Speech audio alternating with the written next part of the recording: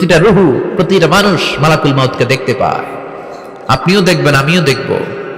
মুমিনদের কাছে এসে মালাকুল মাউত একজন যুবকের বেশে সাদা ধবধবে জুব্বা পরে সুগন্ধি মেখে মুমূর্ষু ব্যক্তির শিয়রে বসে বলে, ইয়া আইয়াতুহান নাফসুল মুতমাইন্না, হে প্রশান্ত আত্মা, উখরুজি ইলা মাগফিরাতুল্লাহি ওয়া রিদওয়ানি, আল্লাহর ক্ষমা আর দয়ার দিকে বের হয়ে আসো।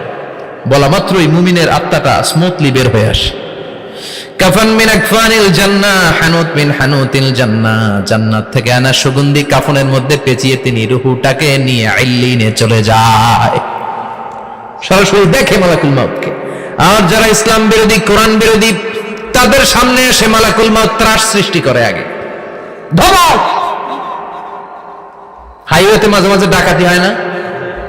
বাসগুলোর মধ্যে যখন ডাকাতি হয়, বাসে থাকে 50 জন, ডাকাত ঢুকে 5 জন। এই 5 জনের ভয়ে সবগুলো পেশাব করে দেয়, কারণ ত্রাস সৃষ্টি করে। এসেই চাইনিজ কুড়াল দিয়ে আগে কুবায় দেয় 4-5 জনের। রক্ত দেখে কি দেওয়ার সব আগে রেডি করে রাখে।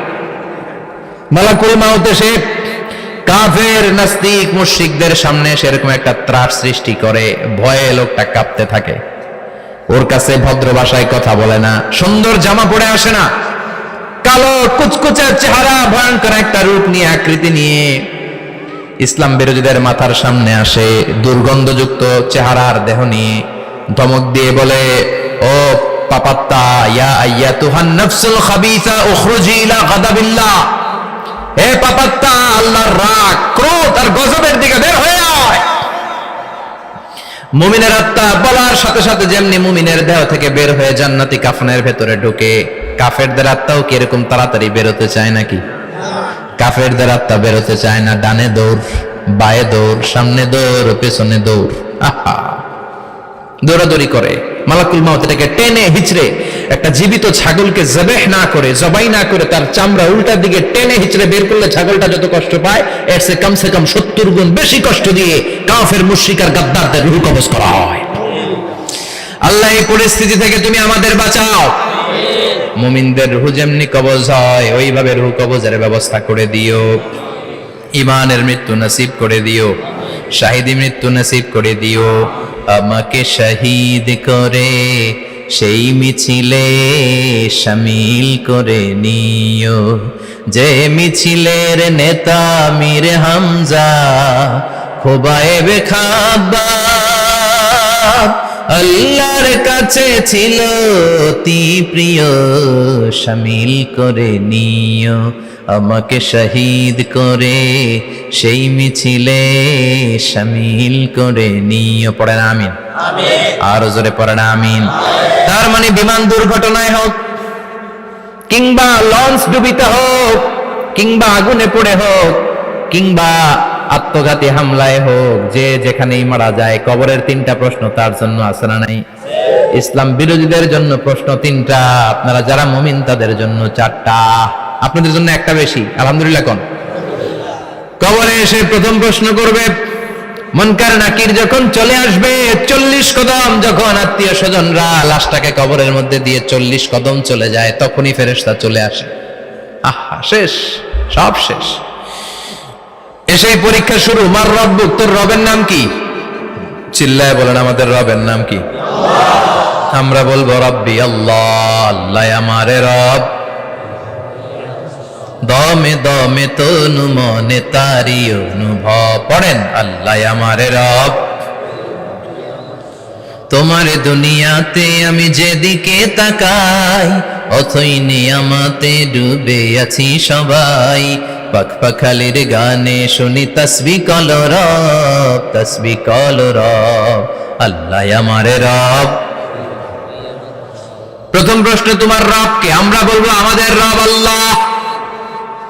দ্বিতীয় প্রশ্ন, ওমা দীনু, তোমার ধর্মের নাম কি? আমরা কি বলবো? তৃতীয় প্রশ্ন, বিশ্বনবীর চেহারা দেখিয়ে বলা হবে আতারিফু হাদার রাজুল, এই লোকটারে চিনো নাকি?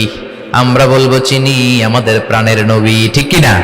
চাঁদের চেয়ে সুন্দর তুমি নবী আমার কমলিহিওয়ালা, দু জাহানের বাদশা তুমি প্যারা নবী সাল্লে আলা, চাঁদের চেয়ে সুন্দর তুমি নবী আমার কমলিহিওয়ালা, ঠিক কি না? তিনটা প্রশ্নের যথাযথ উত্তর যখন দিয়ে দিলেন, আপনার জন্য অতিরিক্ত আরেকটা প্রশ্ন করা হবে, ওয়ামা ইলমুক, তোমার নলেজ কি? তিনটা প্রশ্নের উত্তর যে তুমি করতে পারলা, কিভাবে পারলা, কেমনে জানলা? নকল করে বলছো নাকি জেনে বুঝে আসছো? নকল হয় না? এখন তো পরীক্ষা চলতেছে বোধহয়। কি পরীক্ষা? এসএসসি পরীক্ষা। নকল হয়? কৃষ্ণপুরে নকল নাই না? এখন মনে হয় এগুলো একটু কমছে। একটা সময় ছিল অনেক নকল হইতো। পাঞ্জাবের ভিতরে নকল, পকেটে নকল, টুপির ভিতরে নকল, মৌজার ভিতরেও নকল, এমনকি মেয়েরাও নকল করে পরীক্ষার হলে আসে না নাই? স্কেলের মধ্যে লিখে নিয়ে যায়, হাতের মধ্যে লিখে নিয়ে যায়, ওড়নায় লিখে নিয়ে যায়, কাপড়ে লিখে নিয়ে যায়, আসে না নাই? ফেরেশতারা বলবে নকল করছো নাকি? কেমনে জানলা? তিনটা প্রশ্নের উত্তর তুমি কেমনে বললা? আল্লাহ তোমার রব, ইসলাম তোমার ধর্ম, এই লোকটা বিশ্বনবী, কেমনে চিনলা? আপনাকে তখন বলতে হবে আমি কোরআন থেকে শিখেছি, আমি হাদিস থেকে শিখেছি, আমি ইসলাম জেনে বুঝে মেনেছি, আমি আন্দাজে কোথাও ঘুরি নাই। চিল্লা এখন ঠিক কিনা? আপনাকে বলতে হবে, এজন্য শিখতে হবে, প্রতিনিয়ত ইসলাম সম্পর্কে জানতে হবে, আখের গোছাতে হবে, জীবনটাকে আলোকিত করতে হবে। চিল্লায় বলেন ঠিক কিনা? চারটা প্রশ্নই যখন হয়ে গেল, ফেরেশতারা বলবে আহলান ওয়া সাহলান ওয়া মারহাবান বিক, খোশামদেদ, কংগ্রাচুলেশন, খোশামদেদ, কংগ্রাচুলেশন, সব প্রশ্নের উত্তর তুমি পেরেছো। ফায়ুফসাহু লাহু কবরুহু ৭০ যিরান, আপনার কবরটারে ৭০ হাত লম্বা করে দেয়া হবে। ওয়া ইফতাহু লাহু বাবুন ইলাল জান্নাহ, আপনার কবর থেকে জান্নাতের দিকে দরজা খুলে দেয়া হবে। ওয়া ইউলবাসু মিন লিবাসি আহলিল জান্নাহ, জান্নাতের দুইটা রেশমি কাপড়ের পোশাক এনে আপনারে পরিয়ে দেয়া হবে। আর বলা হবে নাম কানাউ মিলা আরুস, ঘুমাও, sleep, you should get some sleep now, তোমাকে লম্বা সময় পাড়ি দিতে হবে, ঘুমাও। কানাউ মিলা আরুস, যেমনি বর বাসর রাতে আরামসে ঘুম দেয়, বাসর রাতে যেমনি বর কনেকে নিয়ে মধুর ঘুম দেয়, তুমিও ঘুমাও, কেউ তোমার ঘুম ভাঙবে না। মালাক ইসরাফিলের কিয়ামতের জন্য ইসরাফিলের সিংহায় যে ফুৎকার আছে, ওই ফুৎকার ছাড়া কোনো কিছুই তোমার ঘুম ভাঙাতে পারবে না। আলহামদুলিল্লাহ পড়েন। আল্লাহ আমরাও যেন চারটা প্রশ্নের উত্তর দিয়ে লম্বা একটা ঘুম দিতে পারি, পড়ে না আমিন। ওয়াম্মাল কাফির ওয়া আহলুশ শিমাল, আর ইসলাম বিরোধী যারা, তাদের সামনে আসবে মালাকান আসওয়াদান আজরাকান, কৃষ্ণ বর্ণের দেহ, নীলাভ বর্ণের দুটো চোখ, গায়ের রং কালো, চোখের রং নীল, দেখতে কেমন লাগে? আলিফ লাইলার ভূতের মতো, কথা কন। গায়ের রং কালো, চোখের রং নীল। ফেরেশতা দুইটা আসবে, এসে ত্রাস সৃষ্টি করবে, এসে বলবে বল তোর রবের নাম কি? মার রব্বুক। ইসলাম বিরোধী মুশরিক, কাফের, নাস্তিক এরা বলবে আমি জানি না আমার রবকে, আমি জানি না, আমি তো আজীবন শুধু চেয়ার করেছি, মদ খেয়েছি, আমি ধর্ষণে সেঞ্চুরি করেছি দুনিয়ার বুকে, আমি টেন্ডারবাজি করেছি, চাঁদাবাজি করেছি, আমি মাস্তানি করেছি, আমার দাপটে এলাকার ইসলাম প্রিয়রা বাসায় ঘুমাতে পারে না। আমি ছিলাম টেন্ডারবাজ, আমি ছিলাম গডফাদার, সন্ত্রাসীদের লিডার, আমি ছিলাম ডন 1 2 3 সব, আমি ছিলাম ডনের ডন, আমি ছিলাম মাস্তান, রংবাজ, রব টপ কি আমি তো জানি না। লাদ্রি লাদ্রি, আমার জিজ্ঞেস করো না।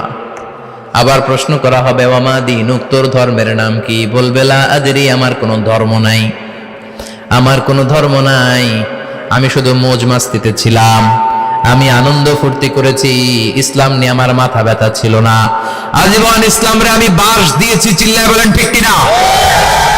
ইসলাম বিরোধীদের সাথে ছিল আমার চলাফেরা, আমার সব সাঙ্গ পাঙ্গ ছিল গুন্ডা বদমাশ, ইসলাম বিরোধী। রব কি, ইসলাম কি, এগুলো আমি জানি না, আমার এগুলো জিজ্ঞেস করো কেন? ধর্ম কি আমি জানি না, আমি কিচ্ছু মনে করতে পারছি না।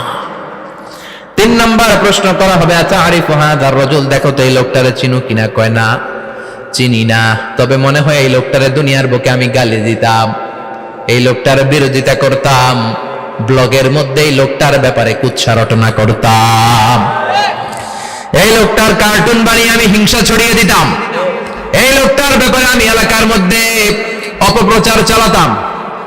ফেরেশতারা বলবে তাই, এই ছিল তো ডিউটি, দাঁড়া এখনই আমাদের খেলা শুরু, এখনই শুরু। ফায়ুতরাকু বিমাতারিক মিন হাদিদ, লোহার একটা হাতুড়ি দিয়ে মাথা থেকে পা পর্যন্ত পিটানো হবে, পিটিয়ে ওর গোশতের হাড্ডিগুলোকে থেতলে ফেলা হবে। ওয়ায়ুকালু লিল আরদি ইলতাইমি, কবরের দুই পাশের মাটিরে বলা হবে এবার দুই দিক থেকে তোরা চাপ দে। চাপ দেয়া হবে, ধাক্কা ধাক্কি করেও সে সুবিধা করতে পারবে না। মাটি আস্তে আস্তে আস্তে আস্তে দেহের দুই দিকে লেগে এমন জোরে দুইটা চাপ দিবে, ফাতাখতালিফা আদলাউহু, তার ডান পাশের পাজরের হাড্ডি বাম দিকে ঢুকে যাবে, বাম দিকের হাড্ডি ডানে চলে যাবে। বিশ্বনবী বললেন এই হাতুড়ি দিয়ে পিটানোর শাস্তি, কবরের চাপ দেওয়ার শাস্তি চলতেই থাকবে হাত্তাল কিয়ামা, কিয়ামত পর্যন্ত। আল্লাহ কবরের শাস্তি থেকে আমাদের বাঁচাও। আমরা এই আযাব পেতে চাই না, আমরা যেন ঠিকভাবে কবরের 4টা প্রশ্নের উত্তর করে দিয়ে লম্বা ঘুম দিতে পারি। আল্লাহ তুমি তৌফিক দাও। এজন্য আল্লাহ বললেন গোলাম দুনিয়া নিয়ে পাগল হয়ে থেকো না, এই দুনিয়ার জীবন আসল জীবন নয়, আসল জীবন হলো কবরের জীবন। জোরে বলেন ঠিক কিনা? এই জন্য মাঝে মাঝে কবরে যাবেন, কবরস্থানে দাঁড়িয়ে চিন্তা করবেন এই জায়গায় আমারও আসতে হবে। দিন যাবে, রাত আসবে, বৃষ্টি হবে, শীত আসবে, কেউ আমার দেখতে আসবে না, একা থাকতে হবে। একা, বড় একা, অন্ধকার, বড়ই অন্ধকার।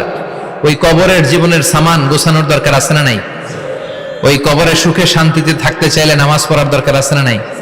কোরআন পড়ার দরকার আছে না নাই?